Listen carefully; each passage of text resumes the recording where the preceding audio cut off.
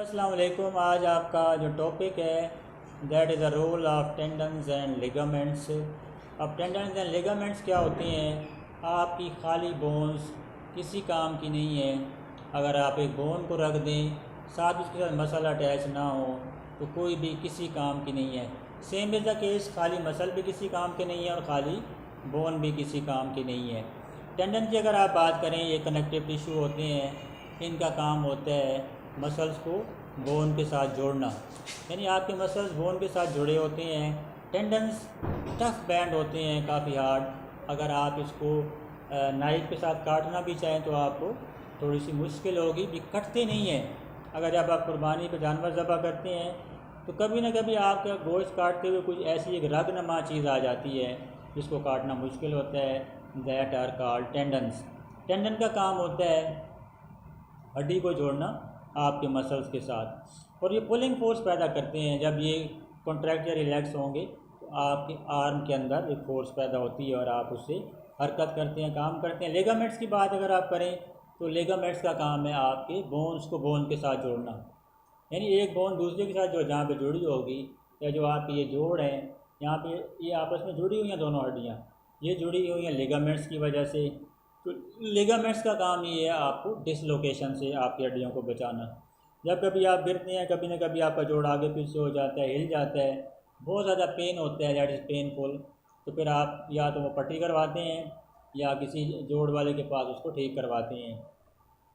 और जब तक ये अपनी असल जगह पे जोड़ नहीं आता, वो पेन लगातार रहता है, अनबियरेबल, बहुत ज़्यादा मुश्किल हो जाती है, और दर्द ख़त्म ही नहीं होता, हर वक्त दर्द रहता है।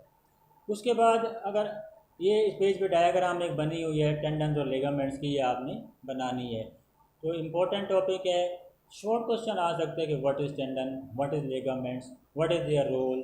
अगर लॉन्ग आ जाए तो इतना सा लॉन्ग भी आपका आ सकता है। ये ओनली एक पैराग्राफ और दो डायग्राम्स। तो ये किसी एक पैराग्राफ को आप ये नहीं कह सकते कि ये शॉर्ट है या ये लॉन्ग है। That is also your long question, that is also your short question. तो इसको अच्छी तरह करें। उसके बाद मसल एंड मूवमेंट की बात करें। दूसरा आपका टॉपिक है पेज नंबर 63 पे, मसल एंड मूवमेंट।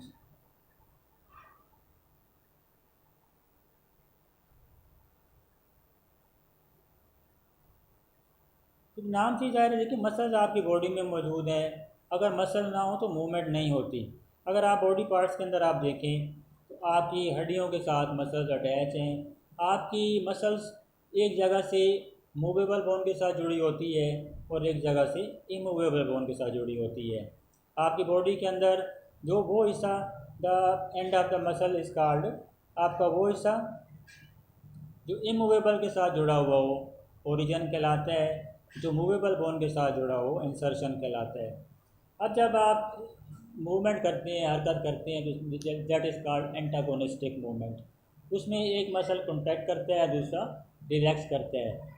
उसमें एक कोई भी मसल जब आप अपने उसको मोड़ते हैं, बाजुओं को या टांगों को, या हरकत करते हैं, तो उस वक्त आपके मसल ही आपकी हेल्प करते हैं।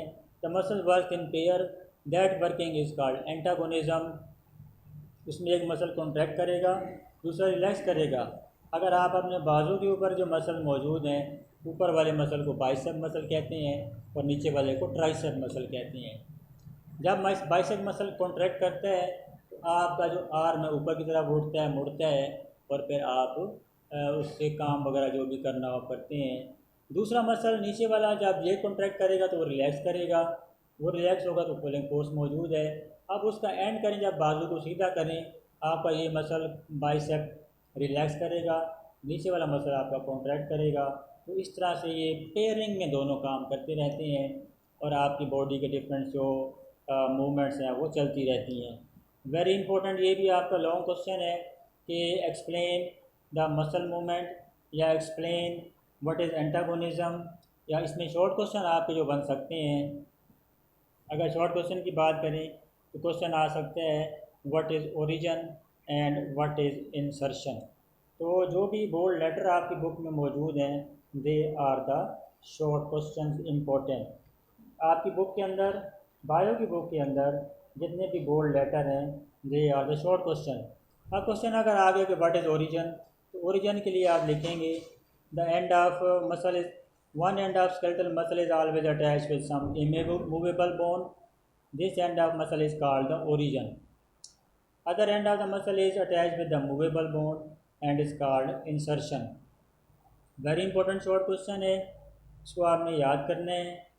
वन अब मूवमेंट कैसे होती है when a muscle stimulated by nerve impulse. लेकिन मसल्स को भी मैसेज मिलेगा। मैसेज कहाँ से? आपका ये वॉलंटरी एक्शन है या आपके अपने कंट्रोल में है। आप ये पेन उठा रहे हैं, आप बुक उठा रहे हैं, दैट इज़ आपके दिमाग ने सोचा है, आपके दिमाग ने हेल्प आपके से कि आप क्या करना चाहते हैं। उस वक्त आपका दिमाग आपकी हेल्प करता है, तो ये मूवमेंट भी आपके दिमाग के थ्रू कंट्रोल हो रही है। लेकिन these are the action which are in your control. एक और इम्पोर्टेंट शॉर्ट क्वेश्चन आ सकता है, व्हाट इज़ एंटागोनिस्टी एंटागोनिज्म। तो आप कहेंगे स्केलेटल पेज नंबर 63 पे आपका last paragraph, skeletal muscles are usually in pairs of antagonist. In antagonistic pair both muscle do opposite job. When one muscle contract the other relaxes and this phenomena is known as antagonism. तो यहाँ तक ही आपका एक short question आ गया। एक और important short question आ सकता है, what is flexor and flexion, what is extensor and extension. ये भी इसी पैराग्राफ में, when a muscle contracts and bends the joint it is known as flexor muscle and the movement is called flexion. When the movement when muscle contract and straighten the joint is known as extensor muscle and the movement is called extension. Very important है, आपके 2 या 3 short question यहाँ पे बनते हैं। उसके अलावा side box भी आप ज़रूर पढ़ें। It is important to remember that muscles can only pull or contract not push। तो मसल्स धकेलने में आपकी हेल्प नहीं करती, ओनली पुल और पुल कर सकती हैं या कॉन्ट्रैक्ट कर सकती हैं। ज़्यादातर एक्टिविटीज़ हमारी बॉडी में like standing, walking, running, playing require combined action of the several muscles. तो ये आपका लॉन्ग क्वेश्चन है, very important. Explain the muscle and movement, या आ सकता है एक्सप्लेन एंटागोनिज्म, या आ सकता है what do you know about bicep and tricep muscle. अगले पेज पे आपका जो इम्पोर्टेंट चीज़ है ये लॉन्ग क्वेश्चन में आएगा, एक्सप्लेन द एंटागोनिज्म। तो फिर यहाँ से डेफिनेशन लिखेंगे और बाइसेप और ट्राइसेप को आप एक्सप्लेन करेंगे। बाइसेप अगर आप देखें is a flexor muscle on the front of the upper arm bone, while tricep is an extensor muscle on the back of arm. ऊपर वाले को बाइसेप मसल कहते हैं, नीचे वाले को ट्राइसेप मसल कहते हैं। एक उसमें both these muscles have their origin at pectoral girdles. दोनों ही आपके जो आपके कंधे हैं, जो आपके शोल्डर हैं, वहाँ पे जाके जुड़ती हैं, एक एंड इनका। At one end is called insertion and one of the 2 bones for arm, और दूसरी आपके 4 आर्म के साथ जाके अटैच होती है। डायग्राम में क्लियर किया हुआ है। बाइसेप देखें जब कॉन्ट्रैक्ट कर रहा है तो नीचे ट्राइसेप रिलैक्स कर रहा है। दूसरी डायग्राम में देखें बाजू को जब सीधा किया है तो एक्सटेंशन हो रही है, इसके अंदर आपने बाजू सीधा कर दिया, दैट इज़ कॉल्ड एक्सटेंशन कहलाती है। उस पूरे प्रोसेस को आप क्या कहते हैं? एंटागोनिज्म। अब एक बार रीडिंग कर देता हूँ इसकी। वो bicep is a flexor muscle on the front of the upper arm bone, while tricep is extensor muscle on the back of arm. Both these muscles have their origin at pectoral girdle and insertion at one of the 2 bones of the forearm. When bicep muscle contracts, forearm is pulled upward. It is the flexion of the elbow joint. During flexion, tricep muscle relaxes. तो ये उस वक्त है जब आप बाजू को मोड़ के ऊपर की तरफ करते हैं। ट्राइसेप में इसका उलट होगा। When tricep muscle contract, forearm is pulled down. It is extension at elbow joint. During it, bicep muscle relaxes. Very important long फिर बता रहा हूँ। अच्छा, उसके बाद एक और आपका इम्पोर्टेंट शॉर्ट क्वेश्चन आ सकता है कि which point of attachment is pulled when a muscle contract. तो आप इसे कहेंगे इंसर्शन। तो इंसर्शन वाला पॉइंट है जिसको आप ऊपर की तरफ पुश कर लेते हैं।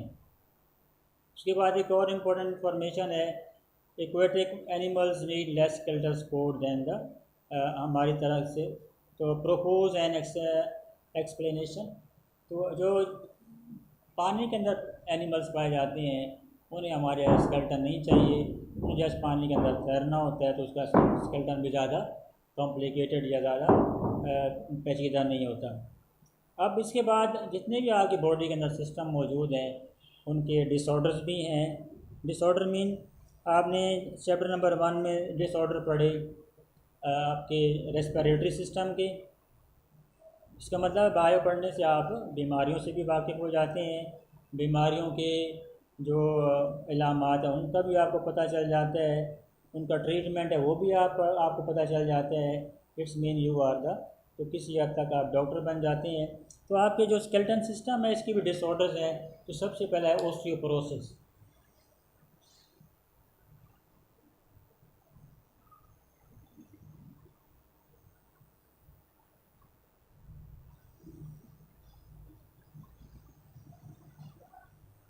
एक ओस्टियोपोरोसिस है, उसके बाद है arthritis.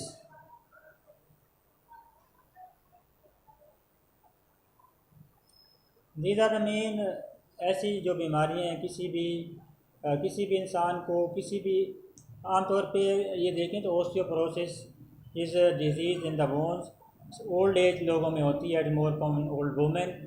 In osteoporosis decrease the density of bones due to loss of calcium. सबसे जो बड़ा प्रॉब्लम है आपकी हड्डियाँ जो उनकी डेंसिटी है, जो उनका गाढ़ापन है, जो उनकी हार्डनेस है वो कम हो जाती है बिकॉज ऑफ लेस कैल्शियम या प्रोटीन, विटामिन सी की कमी, फिज़िकल एक्टिविटीज़ की कमी या एस्ट्रोजन हार्मोन जो कि फीमेल के अंदर पैदा होता है वो कम हो जाता है ओल्ड एज में, जिससे उनकी हड्डियों के अंदर कैल्शियम लेवल कम हो जाता है। और बूढ़े लोग बेचारे फिर खड़े भी नहीं हो सकते और वो बेंड हो जाते हैं।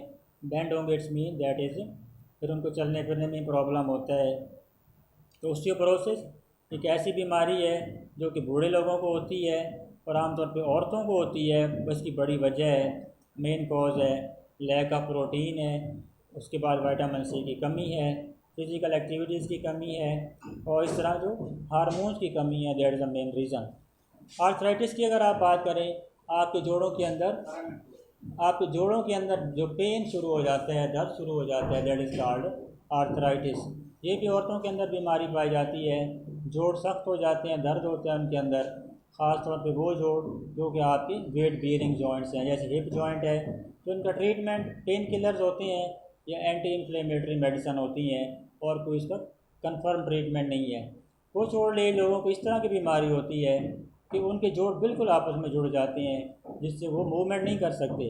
उनके जोड़ पे दोबारा बनवाने पड़ते हैं, लाइक दोबारा उसका ट्रीटमेंट होता है पूरा। तो जोड़ों को भी दोबारा बनवाया जा सकता है बट वेरी कॉस्टली। अब इसकी टाइप्स अगर आप देखें, ओस्टियो आर्थराइटिस है, degeneration in the cartilage present in the joints. आपके जोड़ों के अंदर अगर आप कभी जानवर ज़बा करें तो उसकी टांगों काटें तो वहाँ पे आपको एक सफ़ेद रंग की हड्डी नज़र आती है।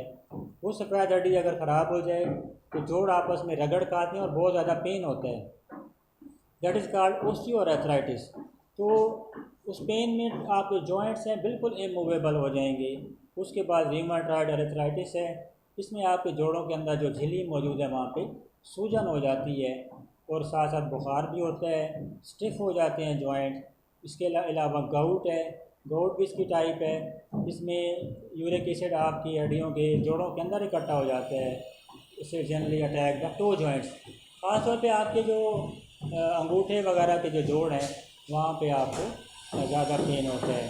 तो ये वेरी इंपॉर्टेंट लॉन्ग क्वेश्चन है आपका कि write a note on osteoporosis या write a note on arthritis. Short भी आ सकते हैं कि what is gout, what is rheumatoid arthritis, what are the symptoms of osteoporosis, what is the cause of osteoporosis. तो ये वेरी इंपॉर्टेंट है। Exercise के MCQ देख लें पेज नंबर 66 पे। पहले का आंसर है joint, find the ball and socket joint. इसका आंसर है joint at pelvic girdle and leg bones. दूसरे का answer all these are the part of exoskeleton of human except shoulder girdle C. तीसरा the disorder in way there is an accumulation of uric acid in joints. तो इसका answer है a gout. What is correct about tendons? इसका answer है C, tendons are non elastic and they join muscle with the bones. पाँचवें का answer है how many bones make a skull. तो इसका आंसर है 24 बोन्स। उसके अलावा अगर आप छठे का आंसर देखें, what are the main components of bone, तो इसका आंसर है आपका compact bone, spongy bone and marrow. D answer है। What do some bones produce, इसका डी आंसर है blood cells. How would you define skeletal system, D answer है all the bones in the body and tissues that can connect them. नौवें का answer find the incorrect statement, C answer है bone is a dry and non living supporting tissue. 10वें का answer है the purpose of rib cage is to protect the heart and lungs, C option. तो very important, आपका chapter number 4 complete हो गया। इसमें आपकी डायरी जो है आज की, और आप कुछ करें ना करें, आप ये लॉन्ग क्वेश्चन ज़रूर करें, डिसऑर्डर्स, और साथ आप पेज 63 टू पेज 65, लेकिन एक लॉन्ग आप ज़रूर करेंगे, और वो है आपका डिसऑर्डर ऑफ स्केलेटल सिस्टम।